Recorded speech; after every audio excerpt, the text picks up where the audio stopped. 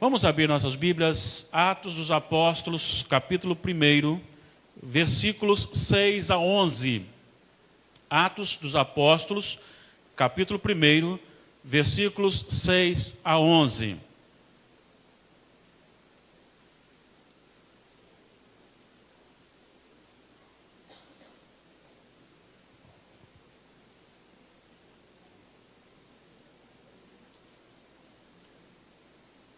O livro de Atos foi escrito por Lucas e tem uma direção de apontar não os atos dos apóstolos, mas os atos do Espírito Santo através dos apóstolos. E nós vemos aqui esses versículos. Nesses versículos, Lucas registra o seguinte: então os que estavam reunidos lhe perguntaram: Senhor, será esse o tempo em que restaures o reino a Israel? Respondeu-lhes: não vos compete conhecer tempos ou épocas que o Pai reservou para a sua exclusiva autoridade. Mas recebereis poder ao descer sobre vós o Espírito Santo, e sereis minhas testemunhas tanto em Jerusalém como em toda a Judéia e Samaria e até os confins da terra. Ditas estas palavras, foi Jesus elevado às alturas à vista deles, e uma nuvem o encobriu dos seus olhos. E estando eles com os olhos fitos no céu, enquanto Jesus subia, eis que 2 varões vestidos de branco se puseram ao lado deles, e lhes disseram: varões galileus, por que estáis olhando para as alturas? Esse Jesus que dentre vós foi assunto ao céu, virá do modo como o vistes subir. Que a palavra do Senhor seja de forma soberana aplicada pelo Espírito Santo ao nosso coração. É a nossa oração em nome de Jesus. Amém. O ser humano, desde que aconteceu a queda, ele então perdeu a sensibilidade perfeita ou da perfeição. Adão e Eva tinham a natureza santa, só santa, e experimentavam algo maravilhoso a cada instante no viver diário, mas a queda conduziu a terríveis limitações. E a partir então desta queda, o ser humano olhou e começou a deturpar aquilo que é realmente verdade e prioridade no que diz respeito ao reino de Deus. Nós podemos apontar algumas atitudes de pessoas que direcionam este erro, a fragilidade, a distorção dos principais valores do reino de Deus. Vamos apenas citar alguns, lembrando primeiro do povo de Israel, quando então governado, dirigido pelo Senhor, soberanamente conduzido pelo Senhor, quando Deus levantava então homens que direcionavam não por si, mas segundo o seu próprio governo, o governo de Deus, o povo de Israel olha e tem inveja das outras nações que tinham outros reis. E começou a pedir um outro rei, pedir um rei, assim como as outras nações tinham os seus reis. A gente começa a observar que as pessoas que falavam em nome de Deus, as pessoas que traziam a palavra de Deus, e realmente a palavra de Deus, eram rejeitadas. Nós temos, por exemplo, o rei Acabe, que vai sair para a guerra, e ele então convoca o seu rei parente, aparentado, aquele que está então em Judá, para que venha com ele. Então Josafá chega e diz: tem porventura alguém que possamos consultar para subir a guerra? E Acabe diz o seguinte: olha, tem vários aqui. As pessoas começam a dizer, os profetas estão ali, começam a dizer: pode ir, Deus é com você, pode ir, Deus é com você. Mas Josafá entende que há algo errado. E ali então ele se volta e diz: mas não tem mais alguém? Acabe diz: tem um. Mas este homem, ele se levanta contra o rei constantemente. E aí então resolvem chamar. E vem lá o profeta, e quando o homem vai buscar o profeta, ele diz, olha, fale bem do rei, porque todos os outros estão falando bem do rei. E ele diz, eu só falarei aquilo que o Senhor me mandar falar. E ele chega e tem uma mensagem dura para o rei. Enquanto o rei diz, todos estão dizendo que vai dar certo. Ele diz, olha, você vai morrer na guerra. Essa foi a mensagem. E a ordem do rei foi, leve-o de volta à prisão e reduza a sua alimentação. Nós sabemos a história que tanto o reinado dos homens para Israel foi um fracasso, como também a profecia dos falsos profetas também foi um fracasso, porque morreu o rei na batalha. A gente vai conduzindo o povo a pensar agora neste momento, e a gente vai diretamente para a filosofia constituída sobre o povo, ainda na visão de colocar Deus para fora. E aí você começa a entender que as pessoas priorizam as coisas aqui da terra. E aí então, contextualizando, trazendo então para os nossos dias, nós vemos pessoas dizendo palavras que não são dirigidas a nós, para nós. Como por exemplo, Deus está dizendo, onde pisar a planta dos teus pés, te darei. Mas isso foi dito a Josué, era uma promessa do povo de Israel, e não tem a ver com a gente.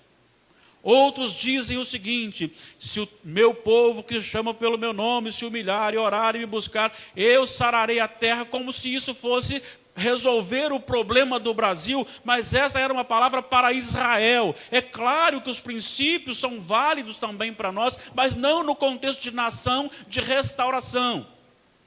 Nós temos muitas pessoas pegando passagens exclusivas, de tempos exclusivos, e tentando trazer e colocar como profecia para o nosso coração, e que não são. São inversões de valores, e nós olhamos e queremos então caminhar em cima de promessas que não dizem respeito a nós, e por isso o povo se frustra, porque não conhece verdadeiramente a palavra de Deus. Nós temos uma passagem na Bíblia que é linda, Isaías 53, e que diz o profeta que Jesus levou sobre si todas as nossas enfermidades. E nós temos pessoas pregando por aí que o crente não pode ficar doente porque Jesus já levou as suas enfermidades. Isso diz respeito ao dia da consumação, não aqui, não agora, porque nós ainda aguardamos a consumação. É por isso que quarta-feira estudaremos que o justo fica doente, o justo passa por tribulação, o justo sofre, e a questão de você já estar no reino de Deus, porém ainda não consumado, explica por que o crente sofre como os demais sofrem. Há uma ideia diferenciada de que aquele que está em Cristo não tem mais problema para enfrentar. Porque há promessas feitas a Israel, ou há promessas para se consumar na eternidade. E nós precisamos entender então e focalizar aquilo que verdadeiramente é a palavra de Deus.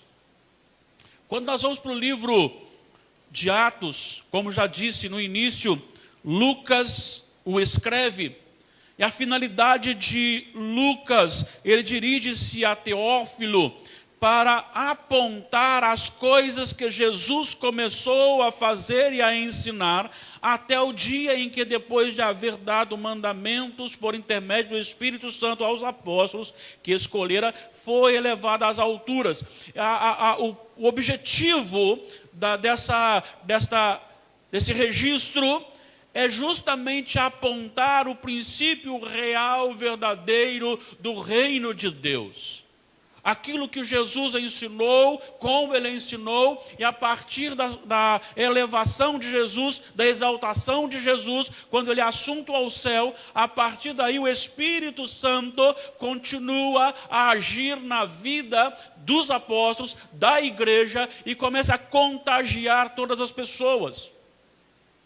E inicialmente Lucas já se preocupa em chamar a nossa atenção para a falibilidade humana e a tentação em interpretar erradamente as Sagradas Escrituras, buscando algo para o nosso coração ou focalizando algo para o nosso coração que não é real e que não é prioridade.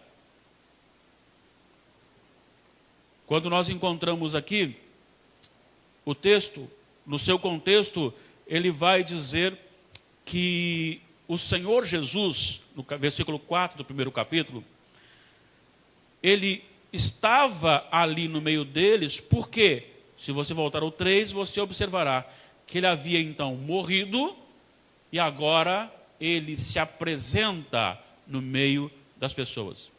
Ou seja, ele ressuscitou. Ele ressuscitou.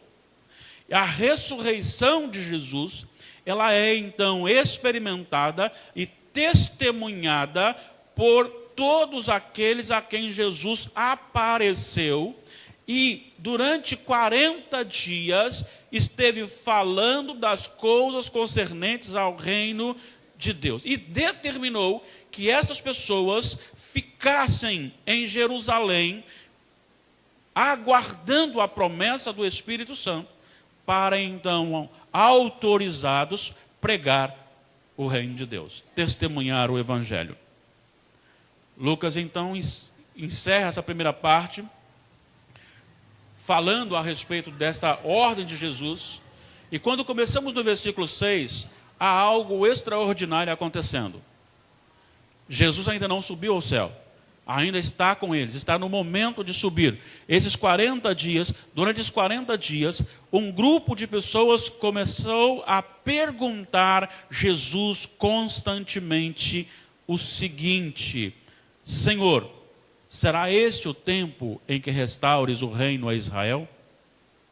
O que estava acontecendo naquele momento era os discípulos, ao ver então a morte de Jesus, mas também ao contemplar a sua ressurreição, eles têm no seu coração que este reino proclamado e ensinado por Jesus está por se estabelecer na sua consumação. E a visão que eles têm agora deste reino é: ele virá, se assentará no governo e nós reinaremos nesta nação.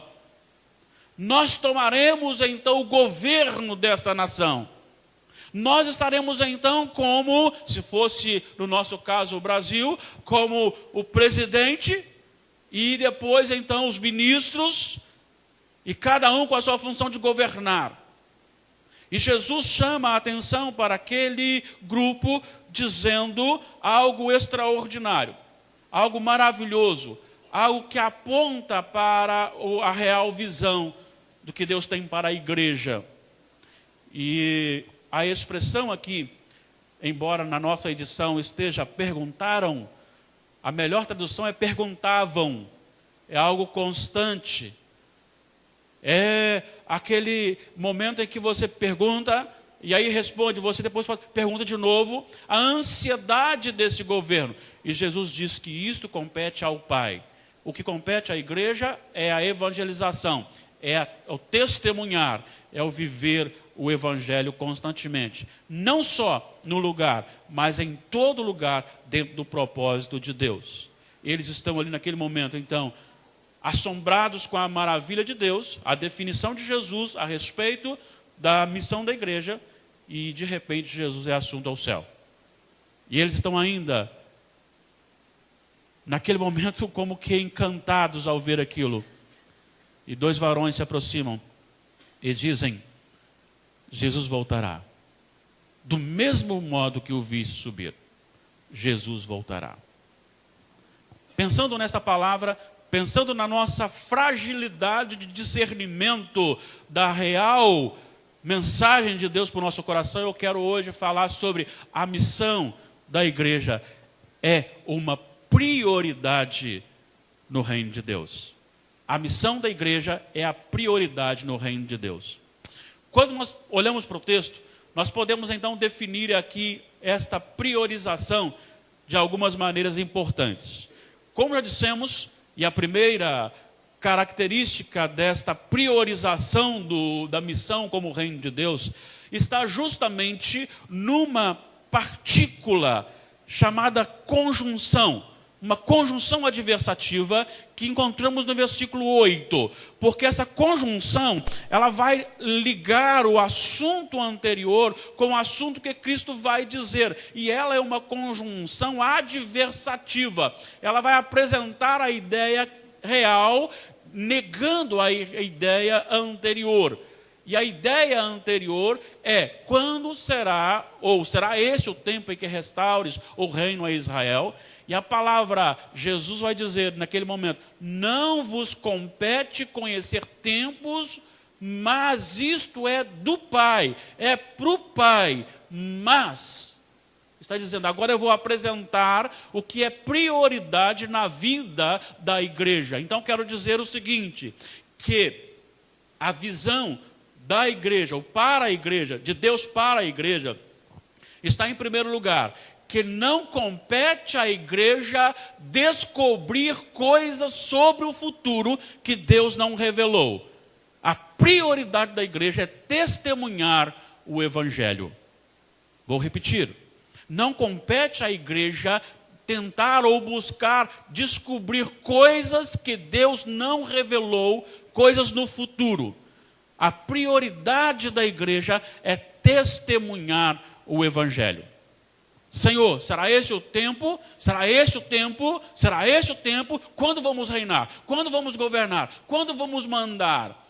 E Jesus disse, não vos compete. Isto é da autoridade do Pai. Ele reservou para Ele, não para nós, para vocês. Mas recebereis poder ao descer sobre vós e sereis minhas testemunhas.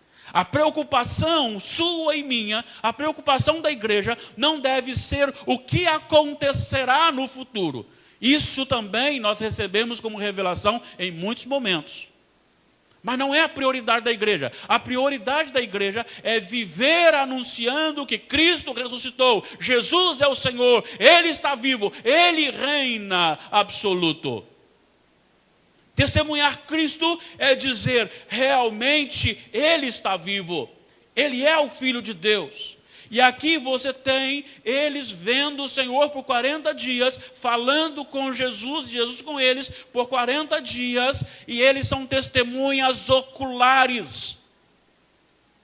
A igreja agora vai seguir na visão dos apóstolos que experimentaram isso, mais alguns irmãos que também viram Jesus. E agora essa igreja tem a responsabilidade de falar para todas as pessoas, não nada a respeito do que Deus não revelou, mas dizer, Jesus ressuscitou, Jesus é o Filho de Deus, Ele é o Salvador, Ele é o Senhor. E testemunhar significa então que a igreja vai mostrar no dia a dia aquilo que Cristo fez e o resultado disso na sua vida, no seu coração, apontando para uma transformação real e verdadeira.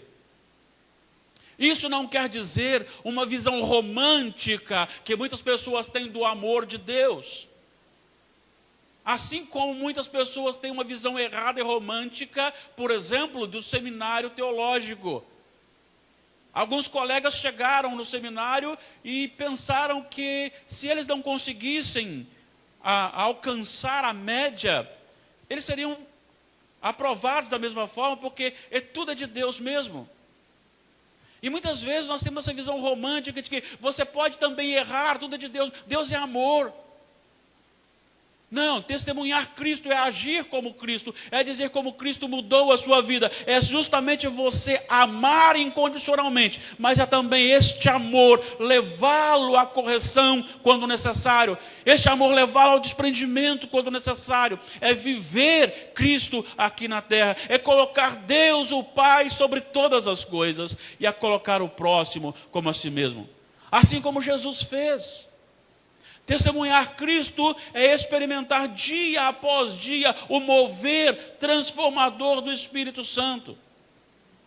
Viver dia após dia a consequência desse cristianismo, em que você muitas vezes será alguém amável e amado, mas em muitas vezes você será também aquela pessoa que é rejeitada por condenar práticas pecaminosas.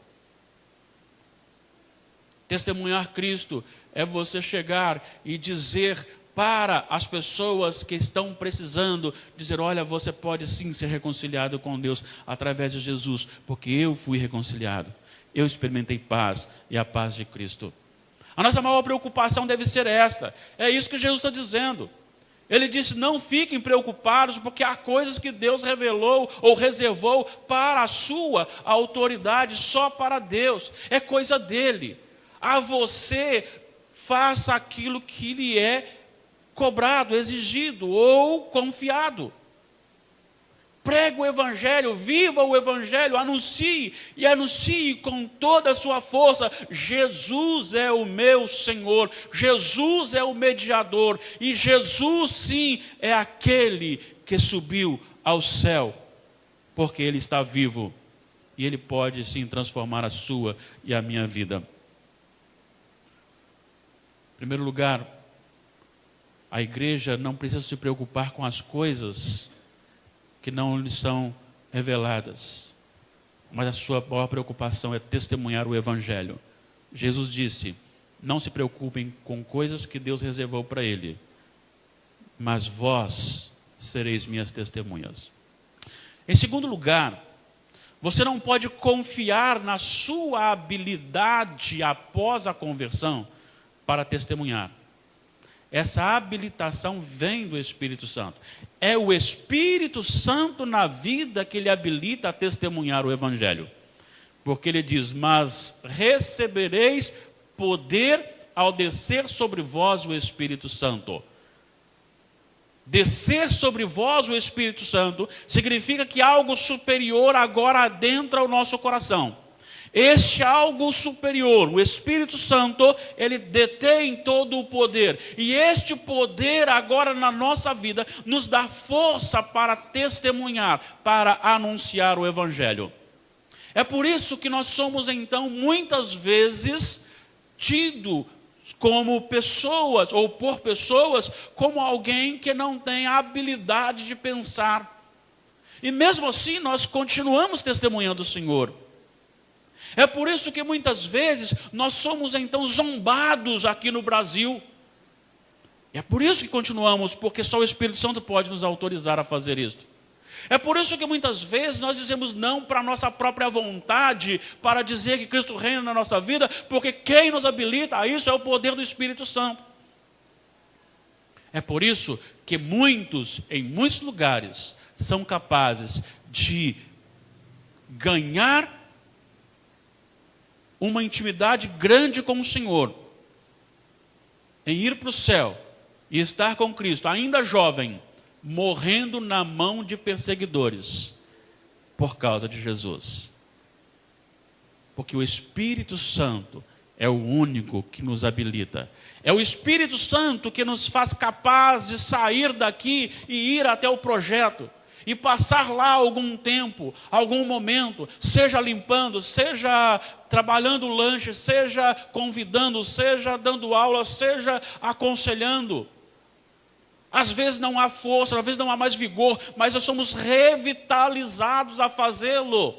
Porque quem está fazendo é o Espírito Santo. O testemunhar, ele só pode ser pelo poder do Espírito Santo. Então não há mérito na igreja por ter o projeto.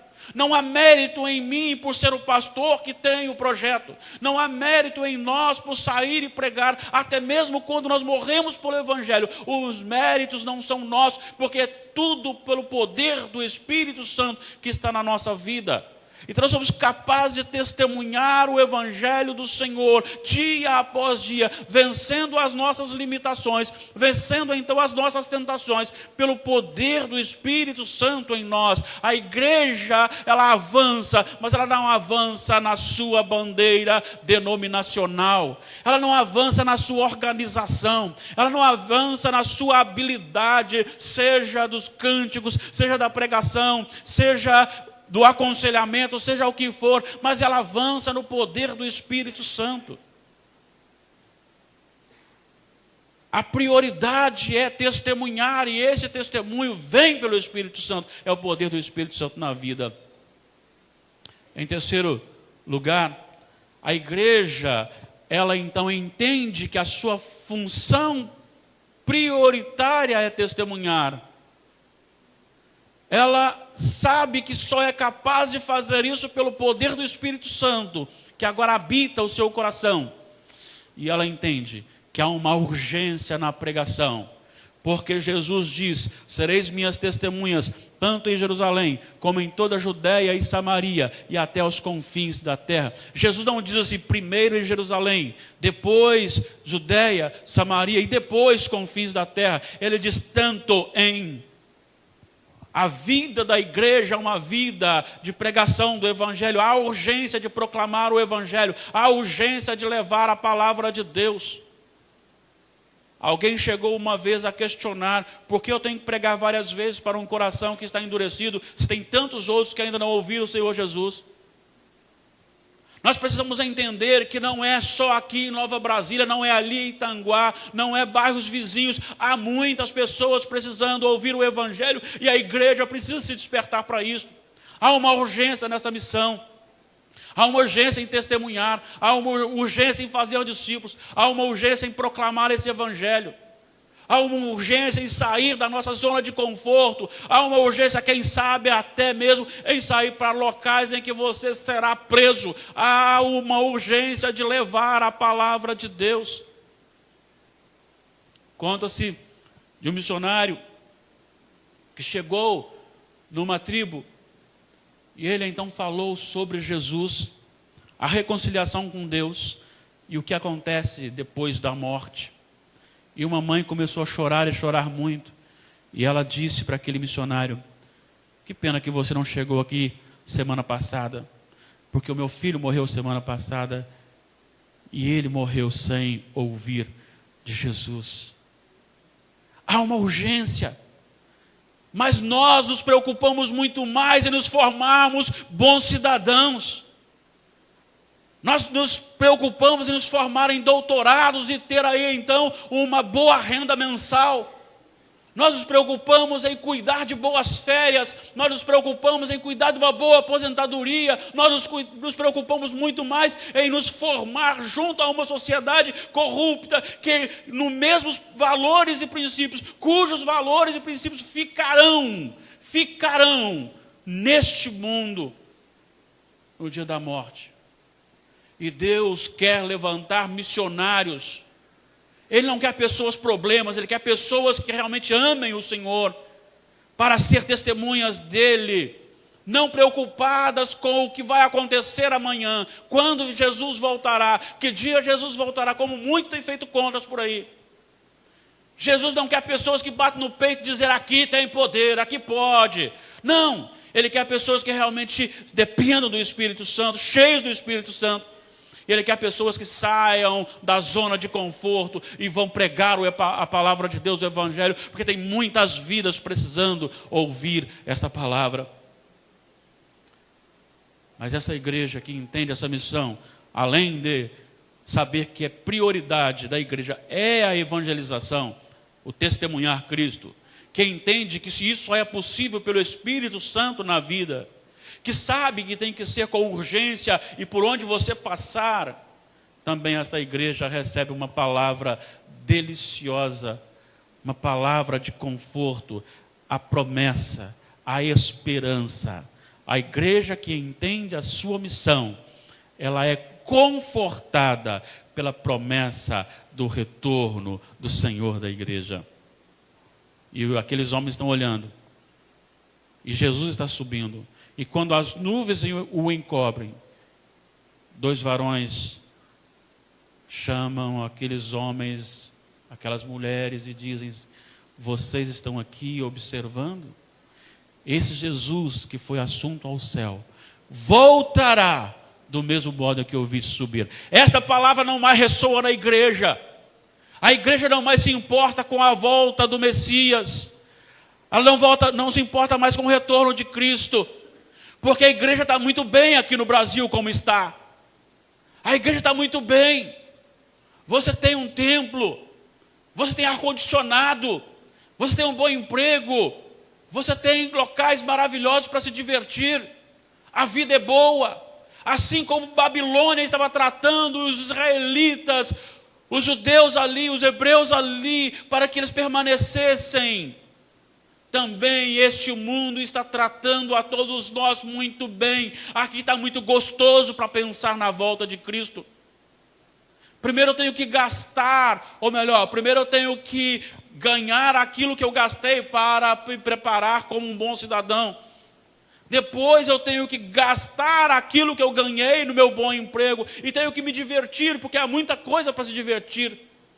Para que Cristo voltar agora? Para quê? Mas a igreja precisa entender que Cristo voltará. Por isso a urgência da proclamação do Evangelho. E por mais que eu saiba que ainda existem muitas vidas para serem evangelizadas, eu canto: Maranata, ora vem, Senhor Jesus. Não dá para estar num governo corrupto como o brasileiro. Não dá para estar num local em que as autoridades os roubam e dizem: não, eu não roubei, só tomei. Não dá para estar num local em que as pessoas brincam e nos chamam de incapazes de raciocínio. Não dá para estar num local em que a iniquidade, ela é legalizada, o pecado é legalizado. Não dá para estar no lugar onde a mulher que tem relacionamento homoafetivo, ela é então louvada, enquanto você, mulher, firme no propósito de Deus, é julgada para o buraco. Não dá para viver num país onde o homem que tem relacionamento com outro homem é exaltado a uma classe superior, enquanto você é abandonado e tem que andar com muito cuidado, porque corre o risco de ser preso por ser homem, segundo a palavra de Deus, por ser mulher, segundo a palavra de Deus. Quando olhamos para isso, há uma ansiedade santa no nosso coração para o cumprimento deste anúncio. Esse Jesus que vedes agora subindo, ele voltará do mesmo modo que eu vi subir. Ah, como será maravilhoso esse dia! Mas a palavra de Deus, pelo próprio Senhor Jesus, diz que o Evangelho tem que ser pregado. Então, temos que pregar o Evangelho. Eu anseio pela volta de Cristo e sei que sou assistido em meio a uma nação corrupta, uma nação imoral, com uma igreja imoral. Uma igreja que desviou os princípios, os valores principais da sua vida, que é testemunhar a Cristo. Sei que sou sustentado, mas eu aguardo ansiosamente. O meu coração se refaz da firmeza da esperança, que eu serei recebido pelo Senhor na consumação, porque o Senhor Jesus virá. Ele virá e recolherá os seus dos 4 cantos da terra, porque esta palavra foi pregada nos 4 cantos da terra. Ele virá porque consumou o tempo de Deus, não porque o homem quis, mas porque o tempo de Deus foi consumado. E então, dentro da autoridade do Pai, ele determinará o retorno de Cristo, e ele virá e nos receberá nos ares, e nós iremos para a nova terra. E nós seremos pastoreados, nós estaremos tabernaculando com o próprio Deus. Nós não mais sentiremos dor, nós não mais teremos lágrimas, nós não mais teremos luto. A palavra mar já não existe, significa, é uma palavra simbólica para apontar para a tribulação causada pelo mar. Não haverá tribulação.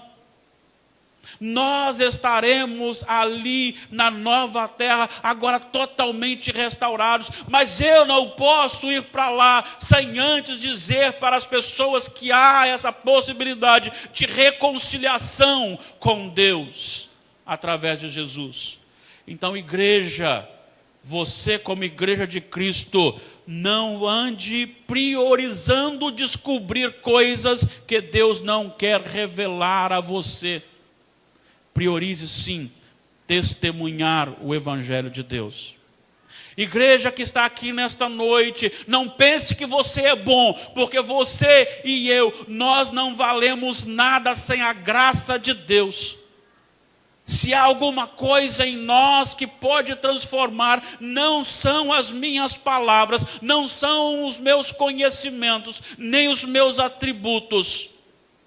Se há alguma coisa que pode transformar alguém, nos sustentando nesse testemunhar, é o poder do Espírito Santo na nossa vida. Saiba que precisamos proclamar o Evangelho, assim como alguém saiu de tão distante e veio para o Brasil, e hoje somos resultado desta obra missionária, do poder do Espírito Santo na vida de um homem chamado Ashbel Green Simonton. Assim como são outros aqui, resultados de uma outra pessoa que veio e trouxe o Evangelho, também temos que saber que há outros que precisam de nós. Quem sabe nesta noite Deus quer tocar o seu coração e chamá-lo para uma missão fora daqui. Mas também, com certeza, se não é fora daqui, é aqui. Então você precisa acordar para isto. Testemunhar em todo lugar. Se você vive em Nova Brasília, testemunhe em Nova Brasília. Se você vive em Tanguá, testemunhe em Tanguá. Se você vive aqui no Espírito Santo, testemunhe no Espírito Santo, do Brasil, fora do Brasil, mas testemunhe. Não interessa o que os outros vão falar de você. Não interessa o que os outros vão pensar de você. Mas seja testemunha do poder do Espírito Santo em todo lugar. E aí, você estará sendo um instrumento para que os eleitos do Senhor sejam tocados, ouçam a mensagem e sejam então tomados pelo poder do Espírito e se convertam, e aí então também experimentem desse momento maravilhoso. Maranata, ora vem Senhor Jesus. Essa é a nossa esperança. Essa é a nossa maior esperança. Eu já tenho paz com Deus, porque Jesus me resgatou. Jesus me salvou. Eu já tenho paz com Deus porque Jesus me redimiu. Eu já tenho paz com Deus porque Ele morreu na cruz e sofreu a ira do Pai que seria para mim. É por isso que eu vivo para o Senhor. É por isso que eu estou na presença de Deus, porque Jesus me possibilita isto. Mas ainda vivo aqui. Ainda há uma guerra no meu corpo. Ainda há algo no meu coração que atrapalha esta comunhão plena com o Senhor. Eu vivo aqui no agora já salvo, já liberto, já garantido no céu, mas ainda não vivo a plenitude, porque não se consumou a volta de Cristo. Ah, quantas pessoas duvidam disso? Quantas pessoas acham que nós estamos e que somos ignorantes e que estamos tão atrasados? Essas pessoas que pensam isso, quando Cristo voltar, e se elas não se arrependerem, em meio a lágrimas, contemplarão a face do Cordeiro. Não um Cordeiro que reconcilia com Deus, mas a face de ira do Cordeiro. E essas pessoas também terão que dizer: não, realmente Jesus é Senhor, Jesus é o mediador, Jesus é o Salvador, Jesus é Deus, mas apenas para confessar, porque está condenado. Por isso, Testemunho hoje aqui a você, eu não sei como está o seu coração. Eu não sei como está a sua fé. Eu não sei como você tem vivido, mas eu quero testemunhar a você que um dia o meu Senhor Jesus veio ao mundo. O meu Senhor Jesus morreu crucificado, pagando ali a ira que seria para o meu coração, para a minha vida, me reconciliando com Deus. Hoje eu vivo não na plenitude desta consumação, mas na convicção, nessa esperança de algo maravilhoso, porque alguém testemunhou para mim, e eu testemunho para você a plenitude deste contentamento na minha vida. Por isso você não pode sair daqui desta noite dizendo que não ouviu. Você não pode sair daqui e dizer que não sabia, porque há sim plenitude, há contentamento em Deus, há alegria no Senhor. Essa alegria no Senhor é a nossa força. Essa alegria no Senhor que nos move em meio a tristezas. Essa alegria no Senhor nos faz viver firmes, mesmo quando não temos muita escolha no mundo político para os governantes. Essa alegria no Senhor me faz superar as minhas limitações. Essa alegria no Senhor me faz superar as minhas enfermidades. Essa alegria no Senhor me faz superar as frustrações diárias. Porque Ele reina soberano no meu coração. Porque o Espírito Santo habita o meu coração, e Ele habita também o coração de todo aquele que confessa Jesus como Senhor e Salvador. Mas muitas vezes ainda falta alguma coisa. Por isso Paulo diz: enchei-vos do Espírito. Por isso ele diz: deixem ser guiados pelo Espírito Santo, e jamais satisfareis as concupiscências da carne. Deixe o Espírito Santo governar a sua vida. E esse deixar não é como se você não pudesse resisti-lo, mas é um ato em que Ele vai obrando no nosso coração, e nós vamos respondendo ao chamado dEle, e vamos nos movendo a um coração purificado, santificado, e cada vez mais nos sentindo pecadores, cada vez mais nos arrependendo, cada vez mais nos abandonando as práticas que não glorificam o Senhor. E a alegria do Senhor agora, Ele não está mais na promessa daquele emprego que alguém falou que eu ia receber. Não está mais no meu salário no final do mês. Não está mais na minha despensa cheia, com fartura. Não está mais na ausência da enfermidade. Mas a minha alegria está na certeza, na convicção de que, a partir do momento em que eu for chamado por Deus e fechar os meus olhos aqui, o meu corpo será velado e devolvido à terra. Ele vai à terra, vai ao pó, e a minha alma é levada e elevada na presença de Deus. Isto é a nossa alegria. Pregue isto, viva isto, seja feliz. A felicidade do cristianismo está em amar a palavra de Deus. Aquilo que Jesus fez por você é experimentar isto. É chorar por causa do pecado, por causa da iniquidade, sim, mas também é sorrir, porque é uma promessa de Deus para a sua e para a minha vida. Não promessa de bens materiais, porque isso o ladrão rouba, a traça corrói. Hoje você vai lá e compra um carro e acha que você está bem. Amanhã o seu carro já é passado. O celular talvez não espera nem à tarde. Se você comprar de manhã, à tarde já perdeu o valor. A televisão, o seu sofá, tudo aquilo que você adquire envelhece, é corruptível. Eles podem até me tirar a vida, podem me tirar aquilo que eu gerencio, aquilo que eu administro como bem. Eles podem até tirar minha liberdade, colocando-me na prisão. Eles podem até tirar minha vida, mesmo assim sou feliz. Sou feliz porque nada nem ninguém pode me separar do amor de Deus que está em Cristo Jesus. Em nome do Senhor Jesus, eu clamo a Deus. Clamo mesmo por nós. Para que você experimente também, e eu também experimente cada vez mais essa alegria no Senhor. Testemunho o Evangelho. É para isso que você está aqui. No poder do Espírito, testemunho o Evangelho. A missão que você recebeu é testemunhar Jesus Cristo. A sua missão é em lugar o tempo todo. Em todo lugar o tempo todo. E a sua missão é fazê-lo até o dia em que Cristo voltará.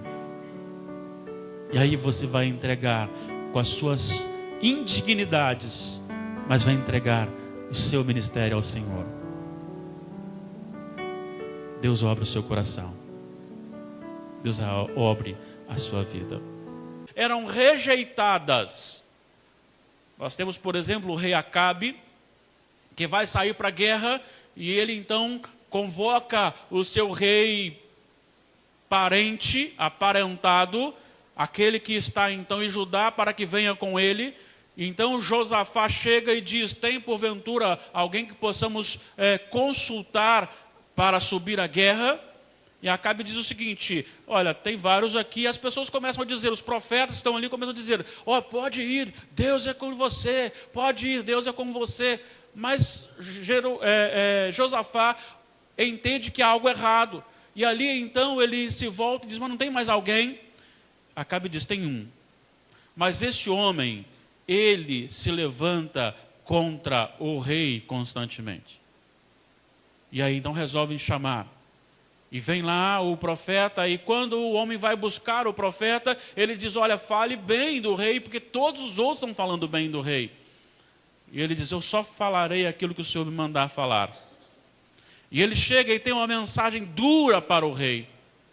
Enquanto o rei diz: todos estão dizendo que vai dar certo. Ele diz: olha, você vai morrer na guerra.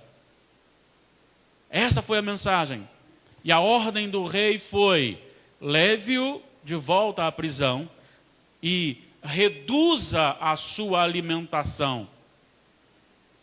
Nós sabemos a história que tanto o reinado dos homens para Israel foi um fracasso, como também a profecia dos falsos profetas também foi um fracasso, porque morreu o rei na batalha.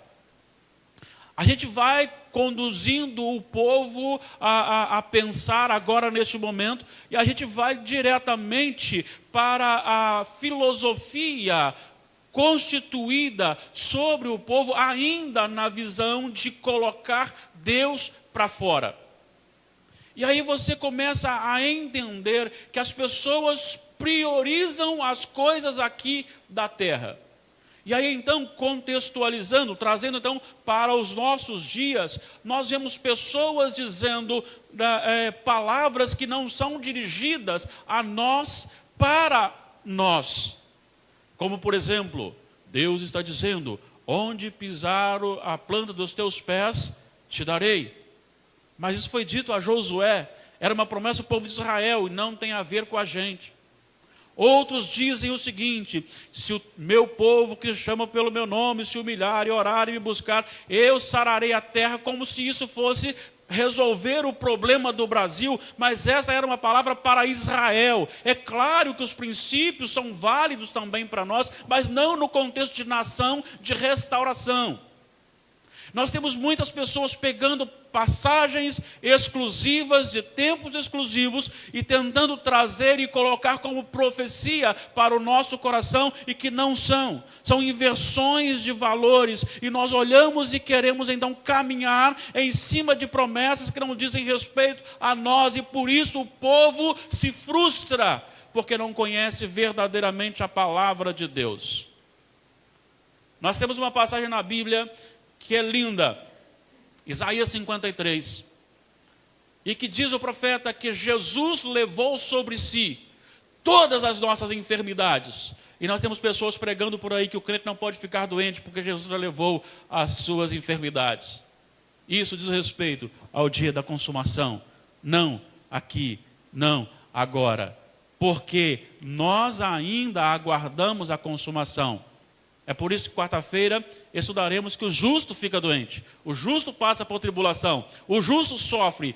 E a questão de você já estar no reino de Deus, porém ainda não consumado, explica por que tomaremos então o governo desta nação. Nós estaremos então como, se fosse no nosso caso o Brasil, como o presidente e depois então os ministros, e cada um com a sua função de governar.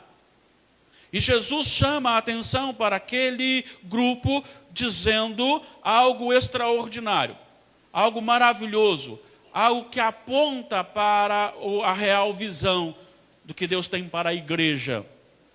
E a expressão aqui, embora na nossa edição esteja perguntaram, a melhor tradução é perguntavam, é algo constante. É aquele momento em que você pergunta e aí responde, você depois pergunta de novo, a ansiedade desse governo. E Jesus diz que isto compete ao Pai. O que compete à igreja é a evangelização, é o testemunhar, é o viver o evangelho constantemente. Não só no lugar, mas em todo lugar dentro do propósito de Deus. Eles estão ali naquele momento, então, assombrados com a maravilha de Deus, a definição de Jesus a respeito da missão da igreja, e de repente Jesus é assunto ao céu. E eles estão ainda, naquele momento, como que encantados ao ver aquilo. E dois varões se aproximam e dizem, Jesus voltará. Do mesmo modo que o viste subir, Jesus voltará. Pensando nessa palavra, pensando na nossa fragilidade de discernimento da real mensagem de Deus para o nosso coração, eu quero hoje falar sobre a missão da igreja. É uma prioridade no reino de Deus. A missão da igreja é a prioridade no reino de Deus. Quando nós olhamos para o texto, nós podemos então definir aqui esta priorização de algumas maneiras importantes. Como já dissemos, e a primeira característica desta priorização da missão como reino de Deus está justamente numa partícula chamada conjunção.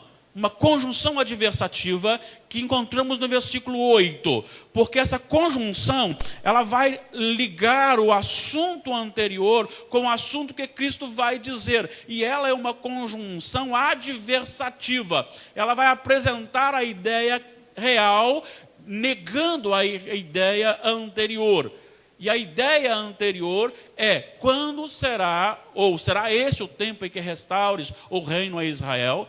E a palavra, Jesus vai dizer naquele momento, não vos compete conhecer tempos, mas isto é do Pai, é para o Pai. Mas, está dizendo, agora eu vou apresentar o que é prioridade na vida da igreja. Então quero dizer o seguinte, que a visão da igreja, ou para a igreja, de Deus para a igreja, está em primeiro lugar, que não compete à igreja descobrir coisas sobre o futuro que Deus não revelou. A prioridade da igreja é testemunhar o evangelho. Vou repetir. Não compete à igreja tentar ou buscar descobrir coisas que Deus não revelou, coisas no futuro. A prioridade da igreja é testemunhar o evangelho. Senhor, será esse o tempo? Será esse o tempo? Será esse o tempo? Quando vamos reinar? Quando vamos governar? Quando vamos mandar? E Jesus disse, não vos compete. Isto é da autoridade do Pai. Ele reservou para Ele, não para nós, para vocês. Mas recebereis poder ao descer sobre vós e sereis minhas testemunhas. A preocupação sua e minha.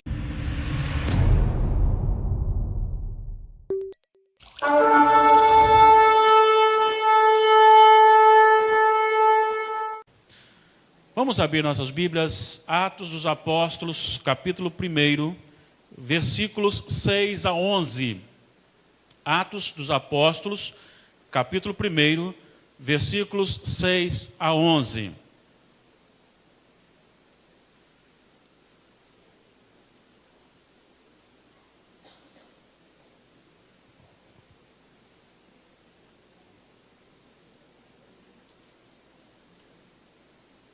O livro de Atos foi escrito por Lucas e tem uma direção de apontar não os atos dos apóstolos, mas os atos do Espírito Santo através dos apóstolos. E nós vemos aqui esses versículos. Nesses versículos, Lucas registra o seguinte: então os que estavam reunidos lhe perguntaram: Senhor, será esse o tempo em que restaures o reino a Israel? Respondeu-lhes: não vos compete conhecer tempos ou épocas que o Pai reservou para a sua exclusiva autoridade. Mas recebereis poder ao descer sobre vós o Espírito Santo, e sereis minhas testemunhas tanto em Jerusalém como em toda a Judéia e Samaria e até os confins da terra. Ditas estas palavras, foi Jesus elevado às alturas à vista deles, e uma nuvem o encobriu dos seus olhos. E estando eles com os olhos fitos no céu, enquanto Jesus subia, eis que 2 varões vestidos de branco se puseram ao lado deles, e lhes disseram: varões galileus, por que estáis olhando para as alturas? Esse Jesus que dentre vós foi assunto ao céu, virá do modo como o vistes subir. Que a palavra do Senhor seja de forma soberana aplicada pelo Espírito Santo ao nosso coração. É a nossa oração em nome de Jesus. Amém. O ser humano, desde que aconteceu a queda, ele então perdeu a sensibilidade perfeita ou da perfeição. Adão e Eva tinham a natureza santa, só santa, e experimentavam algo maravilhoso a cada instante no viver diário, mas a queda conduziu a terríveis limitações. E a partir então desta queda, o ser humano olhou e começou a deturpar aquilo que é realmente verdade e prioridade no que diz respeito ao reino de Deus. Nós podemos apontar algumas atitudes de pessoas que direcionam este erro, a fragilidade, a distorção dos principais valores do reino de Deus. Vamos apenas citar alguns, lembrando primeiro do povo de Israel, quando então governado, dirigido pelo Senhor, soberanamente conduzido pelo Senhor, quando Deus levantava então homens que direcionavam não por si, mas segundo o seu próprio governo, o governo de Deus, o povo de Israel olha e tem inveja das outras nações que tinham outros reis. E começou a pedir um outro rei, pedir um rei, assim como as outras nações tinham os seus reis. A gente começa a observar que as pessoas que falavam em nome de Deus, as pessoas que traziam a palavra de Deus, e realmente a palavra de Deus, o crente sofre como os demais sofrem. Há uma ideia diferenciada de que aquele que está em Cristo não tem mais problema para enfrentar. Porque há promessas feitas a Israel, ou há promessas para se consumar na eternidade. E nós precisamos entender então e focalizar aquilo que verdadeiramente é a palavra de Deus. Quando nós vamos para o livro de Atos, como já disse no início, Lucas o escreve, E a finalidade de Lucas, ele dirige-se a Teófilo para apontar as coisas que Jesus começou a fazer e a ensinar, até o dia em que, depois de haver dado mandamentos por intermédio do Espírito Santo aos apóstolos que escolhera, foi elevado às alturas. O objetivo desse registro é justamente apontar o princípio real, verdadeiro do reino de Deus.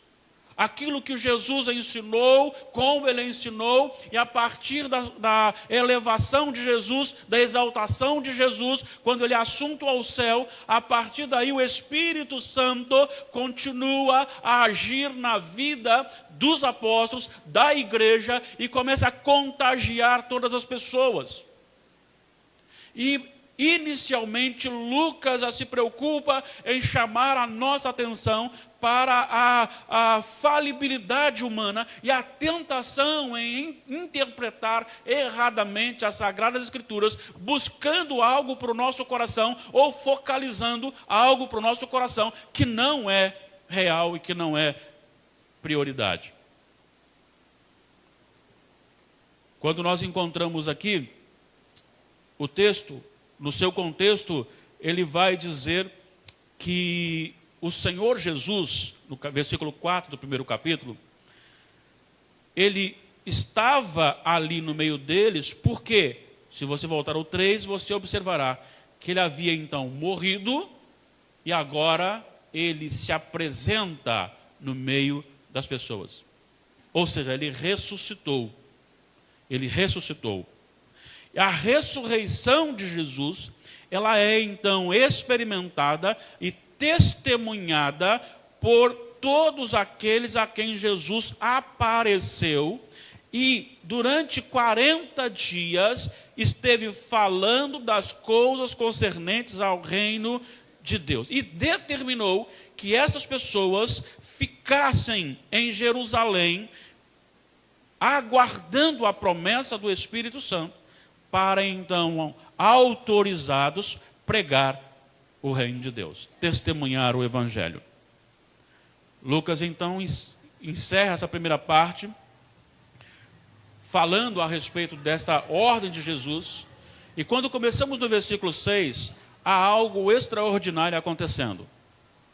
Jesus ainda não subiu ao céu, ainda está com eles, está no momento de subir. Esses 40 dias, durante esses 40 dias, um grupo de pessoas começou a perguntar Jesus constantemente o seguinte: Senhor, será este o tempo em que restaures o reino a Israel?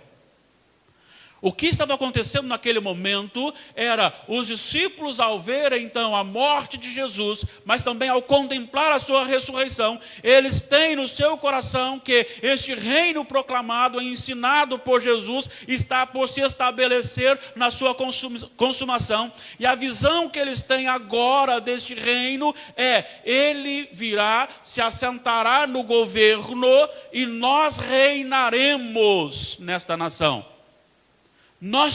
A preocupação da igreja não deve ser o que acontecerá no futuro. Isso também nós recebemos como revelação em muitos momentos. Mas não é a prioridade da igreja. A prioridade da igreja é viver anunciando que Cristo ressuscitou. Jesus é o Senhor, Ele está vivo, Ele reina absoluto. Testemunhar Cristo é dizer: realmente Ele está vivo. Ele é o Filho de Deus. E aqui você tem eles vendo o Senhor por 40 dias, falando com Jesus, Jesus com eles por 40 dias, e eles são testemunhas oculares. A igreja agora vai seguir na visão dos apóstolos que experimentaram isso, mais alguns irmãos que também viram Jesus, e agora essa igreja tem a responsabilidade de falar para todas as pessoas, não nada a respeito do que Deus não revelou, mas dizer: Jesus ressuscitou, Jesus é o Filho de Deus, Ele é o Salvador, Ele é o Senhor, e Testemunhar significa então que a igreja vai mostrar no dia a dia aquilo que Cristo fez e o resultado disso na sua vida, no seu coração, apontando para uma transformação real e verdadeira. Isso não quer dizer uma visão romântica que muitas pessoas têm do amor de Deus. Assim como muitas pessoas têm uma visão errada e romântica, por exemplo, do seminário teológico. Alguns colegas chegaram no seminário e pensaram que se eles não conseguissem alcançar a média, eles seriam aprovados da mesma forma, porque tudo é de Deus mesmo. E muitas vezes nós temos essa visão romântica de que você pode também errar, tudo é de Deus. Deus é amor. Não, testemunhar Cristo é agir como Cristo, é dizer como Cristo mudou a sua vida, é justamente você amar incondicionalmente, mas é também este amor levá-lo à correção quando necessário, este amor levá-lo ao desprendimento quando necessário, é viver Cristo aqui na terra, é colocar Deus, o Pai, sobre todas as coisas, e a colocar o próximo como a si mesmo, assim como Jesus fez. Testemunhar Cristo é experimentar dia após dia o mover transformador do Espírito Santo. Viver dia após dia a consequência desse cristianismo, em que você muitas vezes será alguém amável e amado, mas em muitas vezes você será também aquela pessoa que é rejeitada por condenar práticas pecaminosas. Testemunhar Cristo é você chegar e dizer para as pessoas que estão precisando, dizer, olha, você pode sim ser reconciliado com Deus através de Jesus, porque eu fui reconciliado, eu experimentei paz e a paz de Cristo. A nossa maior preocupação deve ser esta, é isso que Jesus está dizendo. Ele disse, não fiquem preocupados, porque há coisas que Deus revelou ou reservou para a sua autoridade, só para Deus, é coisa dele. A você, faça aquilo que lhe é cobrado, exigido ou confiado.